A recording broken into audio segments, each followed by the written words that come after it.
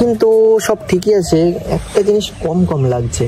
কথা বলেন কেন? আরে মানে শাড়ি পরলেই তোমার মধ্যে চলে আসে বউ বউ ভাব।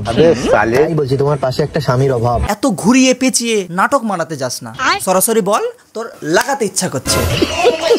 যাই হোক, কি দেখছে এমন করে? তোমার মানে তোমাকেই দেখছে নিচ থেকে। আরে বাপ রে, তোমাকে দেখছি। তুমি যেদিনই আমার কাছে পরে আসো 12 হাত শাড়ি, তোর শ্বশুর তুমি জানো তোমাকে দেখতে মিষ্টি লাগে ভারী। মিথ্যে কথা বলিস না অখিল। যেদিন ও পরে আসে 12 হাত শাড়ি, সেদিন তুই দেখতে পাস না নিচ থেকে ও দুটো মিষ্টির হাঁড়ি। কিন্তু কপালটা খারাপ, তোমাকে নিয়ে যেতে পারি না বাড়ি। কেন রে? বাড়ি নিয়ে গিয়ে কি করবি? বাসন মাজাবি? একদম চুপ। কি এমন কথা বলবে? প্লিজ ঝুলিয়ে রেখো না। যা বেটা, হাম্বা হাম্বা। আমি ঝুলিয়ে রাখি না, আমি খাড়া করেই রাখি। হলো তো? আমার কথা বিশ্বাস হলো তো? আমি প্রথম থেকেই জানতাম এই মালটা লাগাতেই চাইছে।